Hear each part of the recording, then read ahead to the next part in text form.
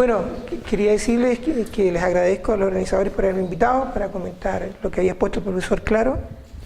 Pero antes de hacer eso, ya que el profesor Claro se refirió también al profesor Choaqui, quería desde ya dejarlos invitados para las próximas jornadas Choaqui, que son las jornadas en las que se reúnen todos los filósofos de la ciencia de Chile, creo yo, y que se van a realizar justamente en esta universidad, entre el 14, 15 y 16 de octubre, y que son coorganizadas por la Universidad Católica y por un pool de universidades donde hay filósofos de la ciencia. La filosofía de la ciencia en general es una rama más bien marginal dentro del ejercicio filosófico, pero bueno, el hecho de que justamente se hayan hecho por tanto tiempo las jornadas Choaqui, creo ha sido un buen incentivo para aumentar la comunidad de filósofos de la ciencia. Y esto comenzó a comienzos de los años 90, ¿no? A comienzos de los años, fin de los años 90, perdón, fin de los años 99 me parece. Él fallece en 94, claro. Así que, bueno, quería dejarlos invitados desde ya, porque se van a realizar en esta casa de estudio también. Voy a escribir algo en la pizarra porque lamentablemente solo pude recibir los comentarios, las notas del profesor Claro ayer en la tarde, y tenía pensado hablar sobre otra cosa, sobre realismo y antirrealismo en física, pero en realidad fue muy interesante lo que había escrito como notas el profesor Claro, que en realidad me provocó un poco a hacer también un comentario, digamos, adicional a lo que él había expuesto, y entonces voy a escribir algo acá que puede ser importante tal vez para lo que voy a decir.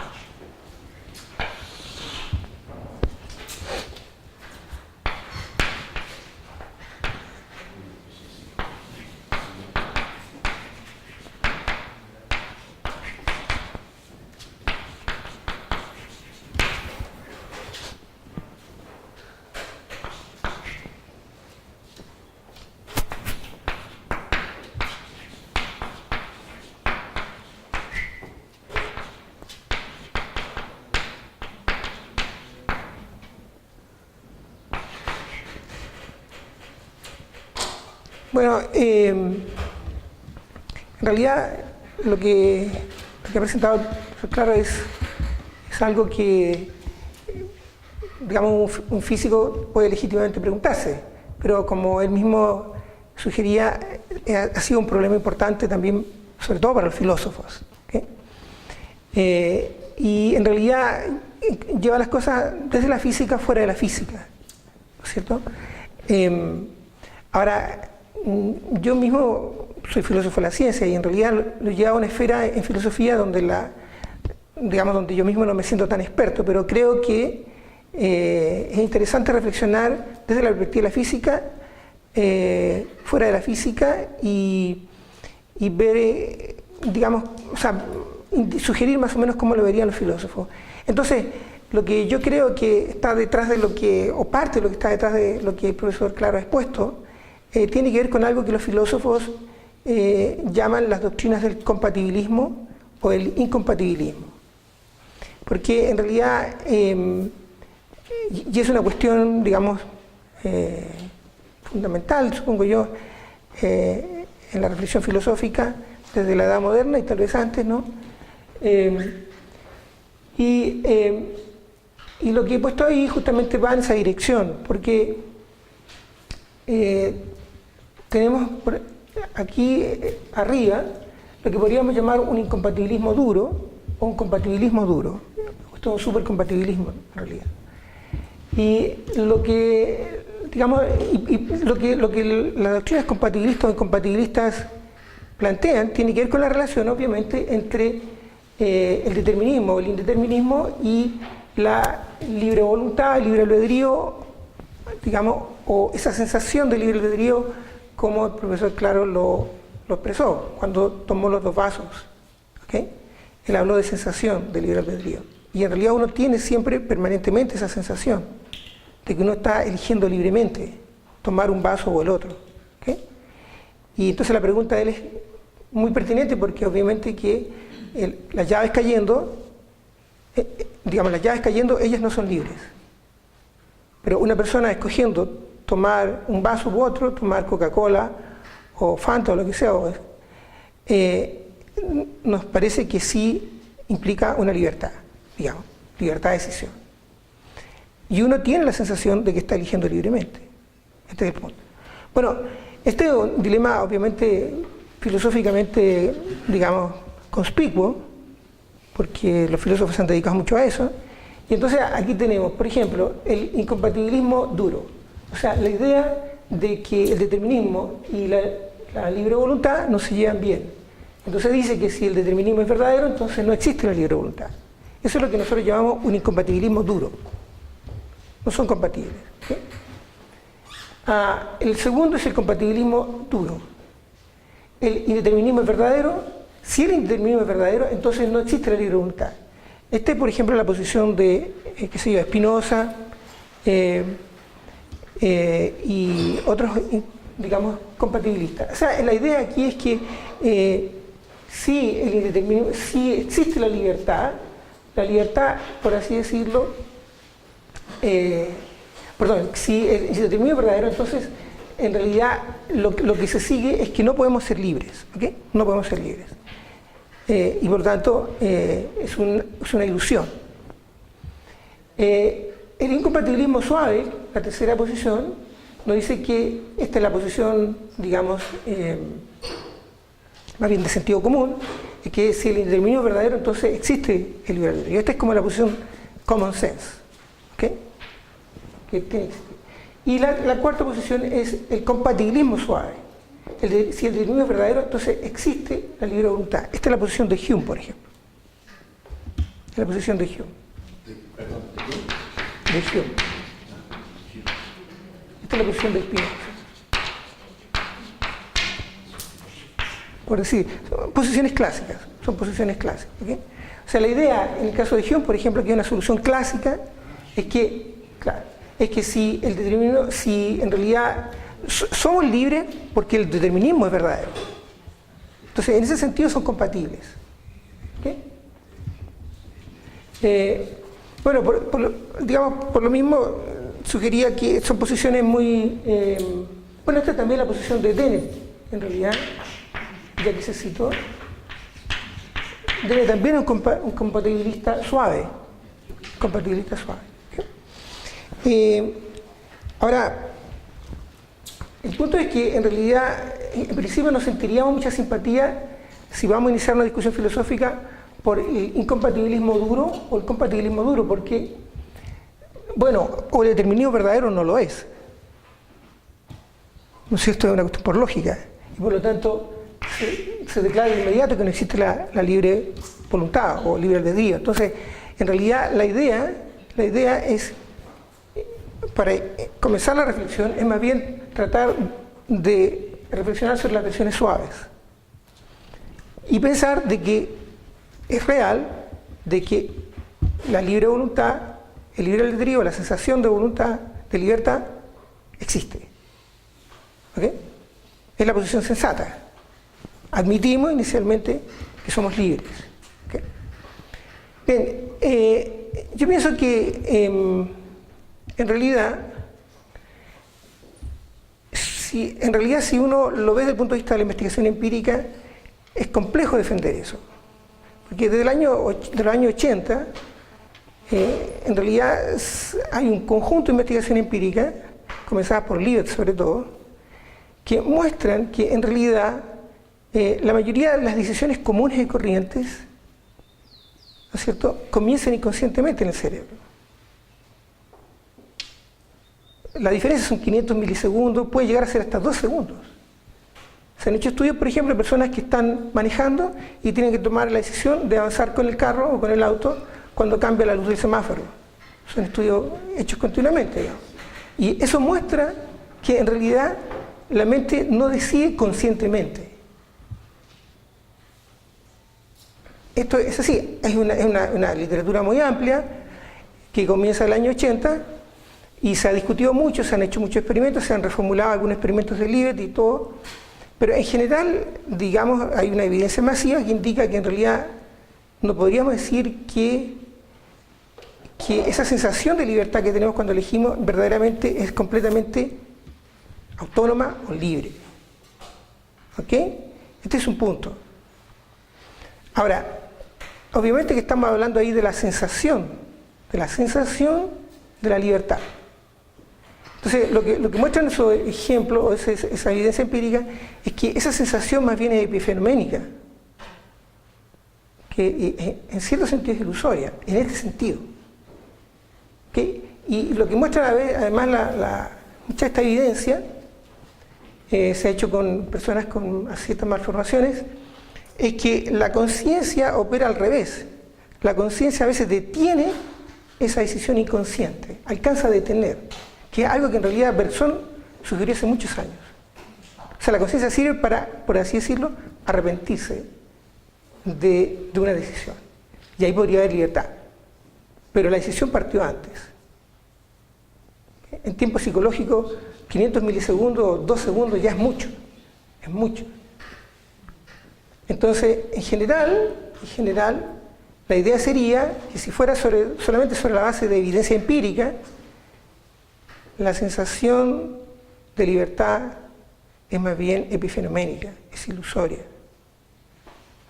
Porque algo está ocurriendo antes de que nosotros nos hagamos conscientes de la decisión.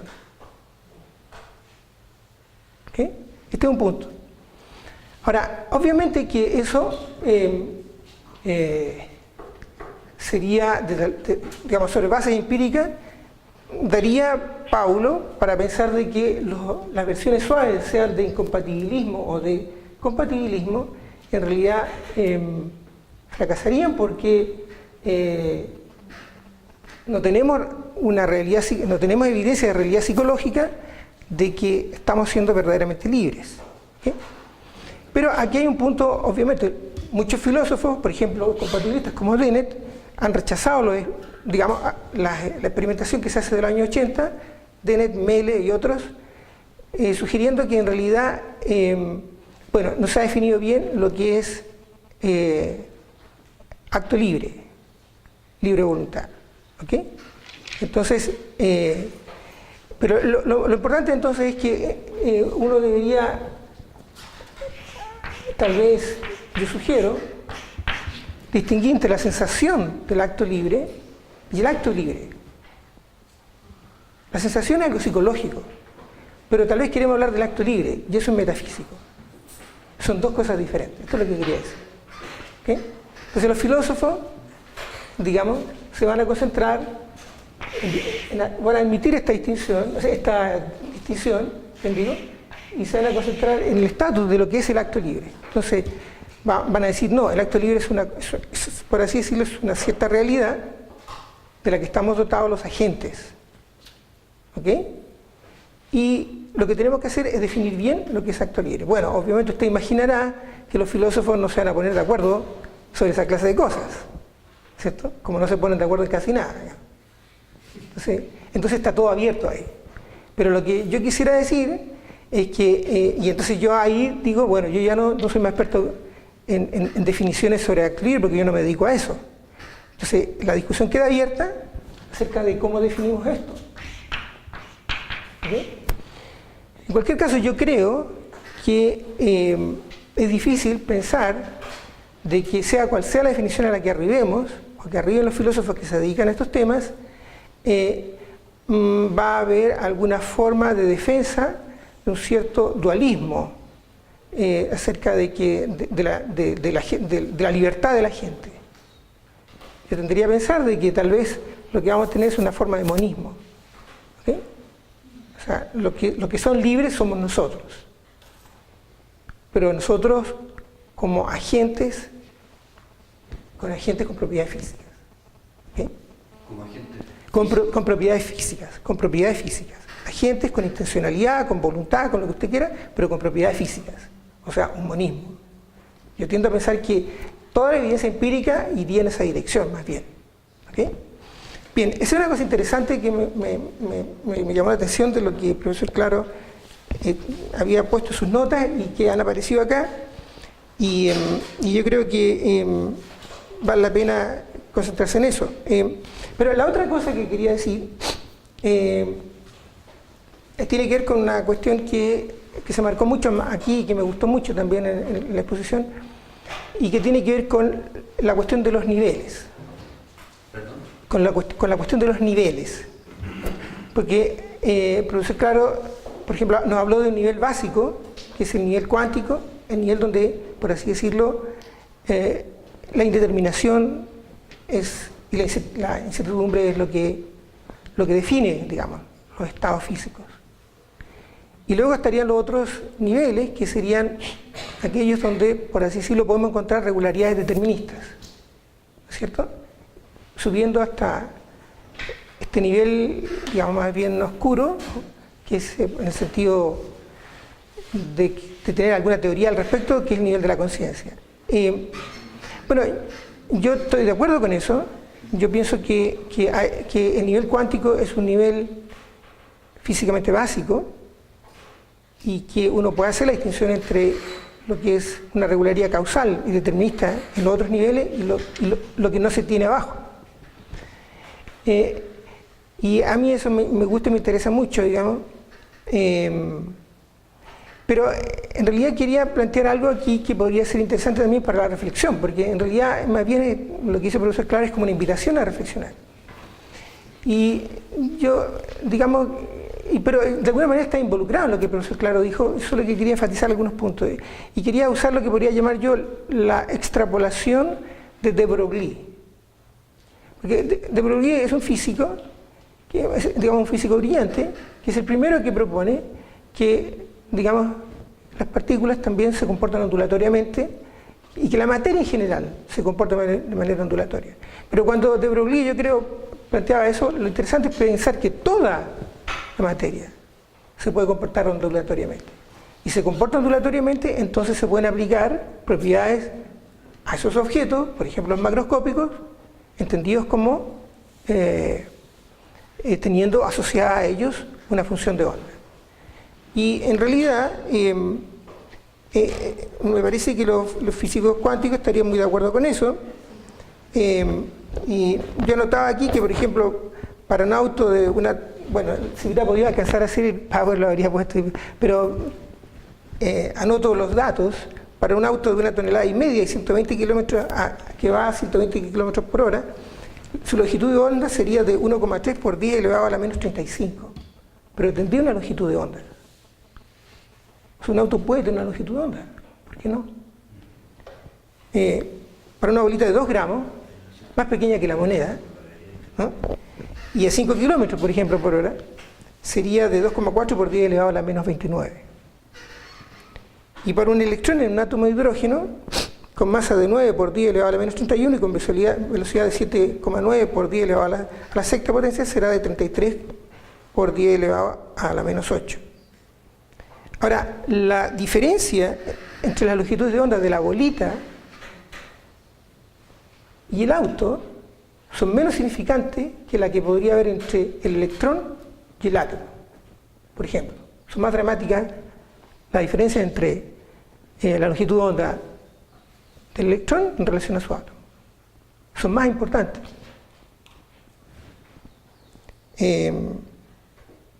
Ahora, el punto es que no podemos reproducir, digamos, no podemos pensar los objetos macroscópicos de alguna manera como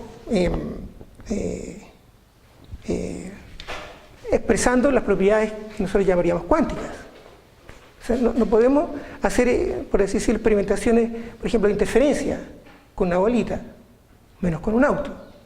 Uno piensa que no se puede hacer eso, ¿cierto? Uno imagina que ¿cómo podríamos hacer un experimento de la doble rendija con una bolita? O con un auto. Pero la pregunta es si de Broglie estuviera en lo correcto, si en realidad uno podría observar digamos, un comportamiento promedio de una bolita, sobre la base que en realidad sí muestra comportamiento de interferencia. Y yo pienso que los físicos cuánticos estarían de acuerdo en decir que sí. Que sí, estarían de acuerdo en decir que sí. Que se presentaría como una cosa como esto, ¿no es cierto?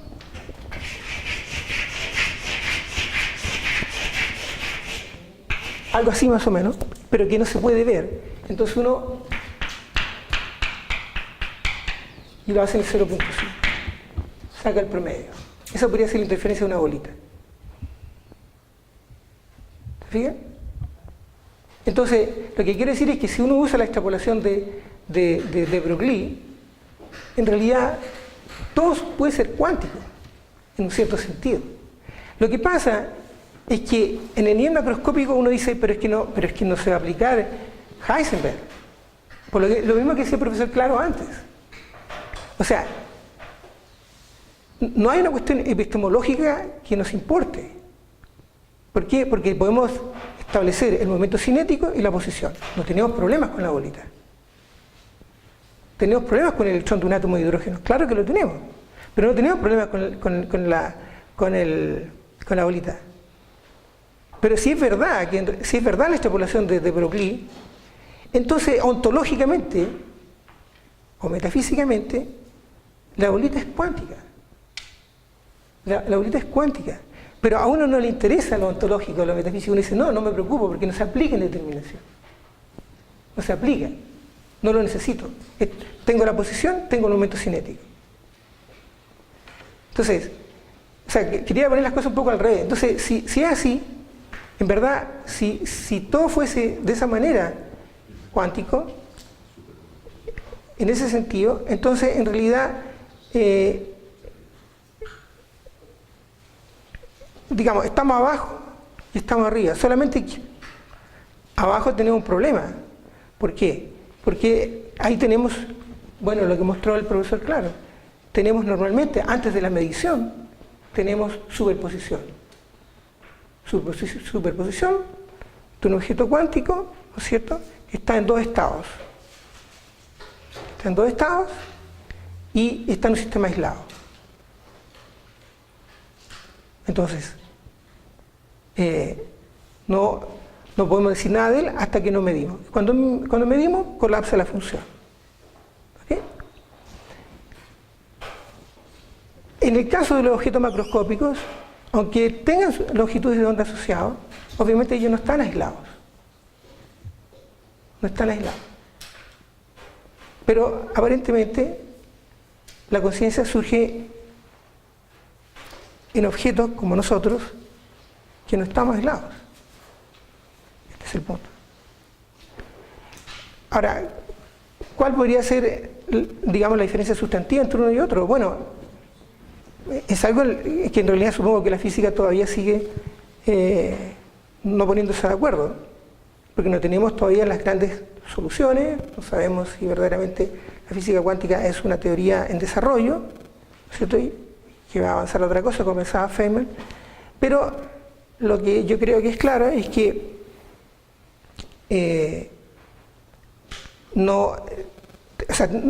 digamos, esta interpretación, esta extrapolación a la que yo hago alusión, sugiere que en realidad una buena explicación sería decir que cuando no hay conciencia, por así decirlo, cuando todo es muy coherente, cuando todo está entrelazado. La conciencia es una forma, la conciencia de la libertad, es una forma de liberarse de la coherencia. ¿De la coherencia? De la coherencia. De la coherencia. Depende, pero lo que tenemos es que abajo, en el nivel cuántico, tenemos un sistema coherente que está en superposición, que está aislado. Nosotros no estamos aislados. No podemos estar aislados. Entonces, ahora, si eso es así, solamente quería decir eso, en realidad yo pienso que tal vez